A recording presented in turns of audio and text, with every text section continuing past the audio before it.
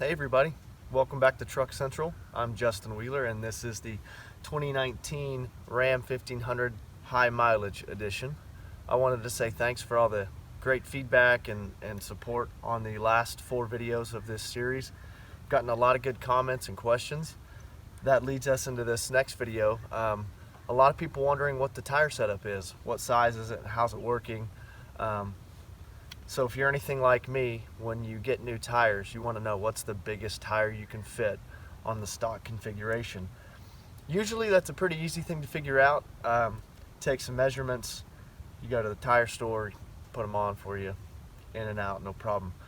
It's a little more complicated with this setup because you have to remember that we have multiple ride heights to deal with. So you'll see here, you can't just pick one ride height and pick a tire to fit it. You have to take into consideration your lowest possible ride height. And in this case, it's the entry and exit mode. So we'll go over kind of what kind of clearance we have at each main ride height, being the lowest, the highest, and like the middle ground, the normal. And I'll kind of show you what you can expect to see.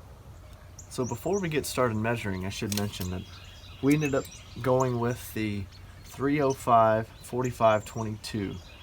Stock size is 285/45/22, and I know it's not a lot bigger, but you'll see even with this marginal increase in size, we do get just a tiny bit of rubbing. So we'll go through and I'll show you where it rubs, where it doesn't rub, where you've got clearance. If a person was compelled, they could trim out a little bit of this inner fender and go a little bit bigger. I didn't want to modify any of the inner fender. Honestly, just being a brand new vehicle, I didn't want to mess with that. So this is the biggest you can get stock without doing any damage or mods. So 305/45/22. All right, first we're going to get an overall height measurement of the tire itself as it sits on flat, even ground. It is just about 31.5 inches, give or take, which is to be expected for this profile and size of tire. In the current off-road 2 ride height, so maximum height setting, we've got just about 7.5 inches of clearance to the top of the inner fender. On the sides, you've got about 3 3/4 inches in the back, and it's about the same front to back, 3 3/4, and what I say, 7.5 top to bottom. Now we'll take a measurement. We'll drop it down to the normal ride height and then the lowest, and then we'll get underneath it, turn the tires, and see where we're rubbing on the inside. We are now at the normal ride height. Side to side measurement doesn't really change, or I'm sorry, front to back. Little over 3.5 inches as we kind of come to the apex of the curvature of the wheel there. Top to bottom though, we go from 7.5 to approximately 5 inches. So you lose about 2.5 inches of clearance vertically, going from off-road 2 to normal. And now we will set it down in the entry exit mode and see what we're looking at there. All right, we're looking front to back. Between the front of the fenders and the tire, you're looking about 3 1/4 inches, so another small 1/4 inch step down on the front and back. Now top to bottom vertically, we're down to, you could call that 3 inches, so lost another 2 inches. Now keep in mind, this is static, so even though you have 3 inches of clearance right now, as soon as you hit a bump and you depress those shocks or air cylinders, you're going to be up into your fender. So this is slow speed setting for sure. Now let's crawl up underneath there and cut the wheels and see what we're looking like on the underside. All right, team, this is the shot right here. This is off-road 2. Wheels cut all the way to the right. You can see, hopefully you can make that out, it's a little out of focus. The upper control arm and the sidewall are about, it's about 1/2 inch gap. and it's kind of hard to see. I can't even get my tape measure in there to get a real measurement, but I could barely fit my finger in that gap. On the inner fender, you can see it's also very close. There, it's about an inch. Like I said, this is the maximum ride height, so it's only going to get tighter. All right, we're going to take her to the lower, we're going to lower it to the normal ride height, and we're going to see what we're at there. Okay, so this is normal ride height, wheels cut all the way to the right. You can see that upper control arm and inner fender on this driver's side are still very close. Nothing touching quite yet. And the passenger side, obviously this front side is fine. The back side,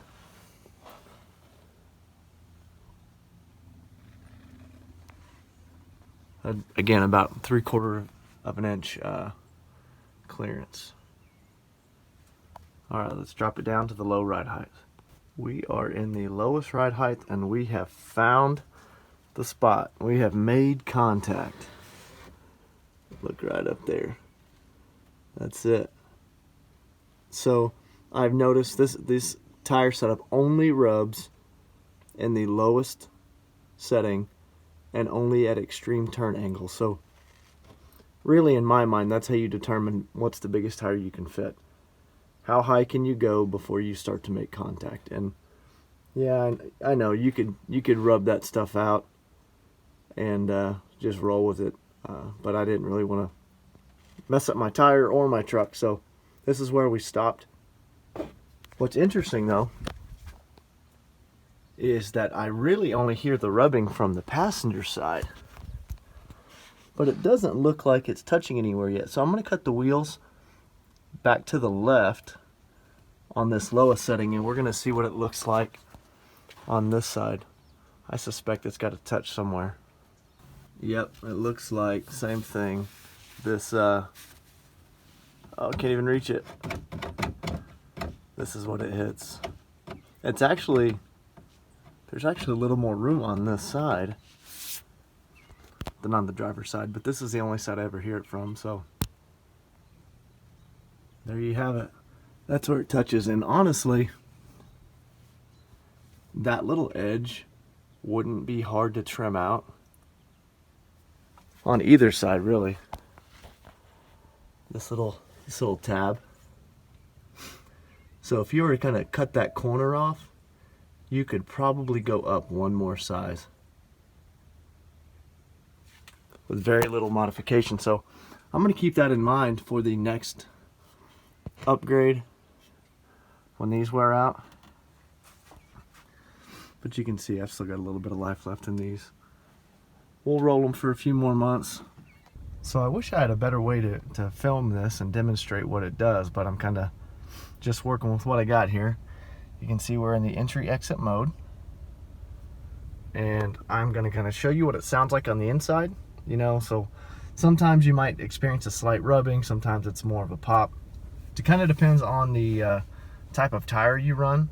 So these ridge grapplers have a cupped shoulder, so I think one of the reasons you hear it is because it's kind of got a, you know, a blockier sidewall. So I only notice it in reverse. I'm gonna show it to you here. Ooh. How about cutting it to the right? Yep, just a little bit. So you can see there in the lowest ride mode, you're definitely gonna rub. But when you go forward, well, it does rub. It's not as aggressive. Now let's bump it up to the normal ride height, then you can kind of see that that goes away. Well, maybe. It's thinking. All right, normal ride height achieved. Let's do reverse full cut.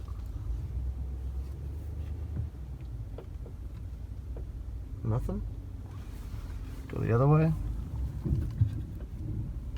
oh, just a tiny bit. And same thing forward. You can tell a tiny rub on this passenger side. Nothing when you go to the right. So, and just for thoroughness, let's jump to off-road 2 and do the same thing. So we'll put it in reverse, cut the wheels all the way. Obviously gonna be no rubbing there. And let's try it forward. All the way to the left. All the way to the right. Now keep in mind, these results will change depending on your terrain, how fast you're going, how smooth it is. So keep that in mind. So originally I wasn't even going to bother with taking any measurements on the rear, mainly because it doesn't articulate, and if it fits in the front, it's going to fit in the back. And then I got to looking closely and I noticed that there actually is rubbing on the back. You can see here it's actually smooth. Now I've never noticed this before because this truck is always spotless. And it's dirty today. And so obviously the dirt is worn off. So this has happened recently, maybe even today. And it's just, and I checked it, same on both sides. So I'm gonna go ahead and measure just for giggles. This is maximum ride height. You've got 9 inches of clearance from the top of the tire to the bottom of the inner fender, and it's pretty similar on the rear compared to the front. Just under 4 inches front to back. And I'm not going to go through the middle setting. We'll just go ahead and jump straight to the lowest. And I suspect it's gonna drop about 5 inches like the front did, so I think we'll be probably in the 4-inch range. You can hear the air ride system relieving pressure. It might sound loud on the video, but it's actually fairly quiet.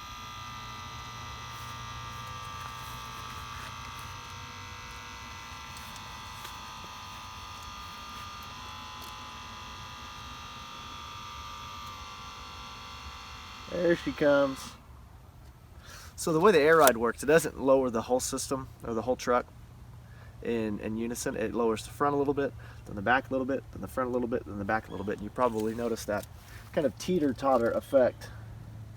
I've got about 5 inches, so it only drops the rear about 4 inches. So not only do you have more room in the front, the wheels don't turn clearly, but the back doesn't drop as low as the front. And maybe that's due to, I don't know, that way you can have more payload, I'm not sure. A little more forgiveness since the front weight's gonna stay the same and the rear weight may not. So about 5. The front to back spacing, it changes about by 1/2 inch, a little under 3.5 inches.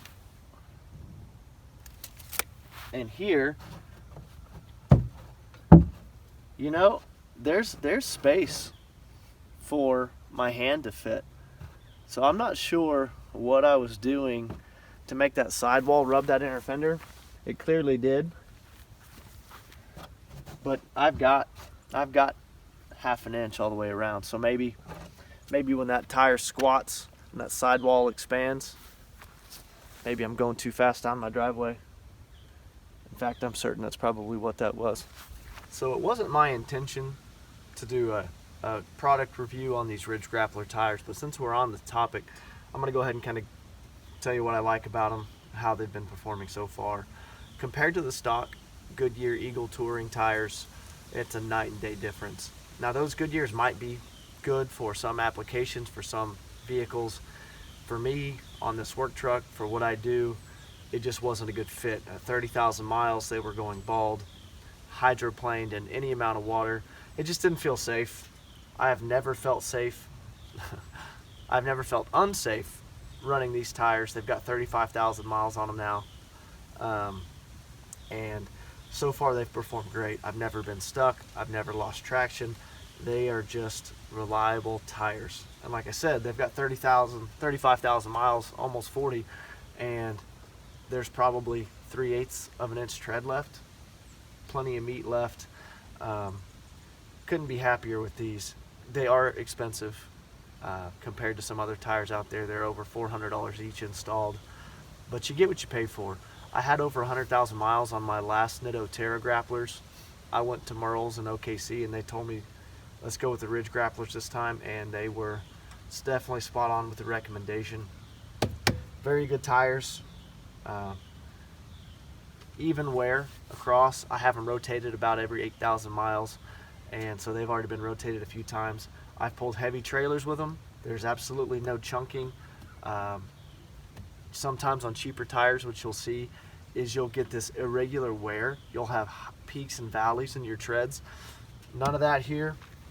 They've even got these on the, I think these are the wear indicators, but they've also got these ridges in them that they market as rock ejectors. So I'm on gravel and I see no rocks in them, so I suppose they work. All in all, very pleased with these. I'm happy we went with the upgraded size. The rubbing is minor, and the tires look great, they work great, and they seem to be holding up. So I appreciate the questions. If you have anything else you want me to go over, whether it be tires or something else, please let us know down in the comments below. Thanks for watching.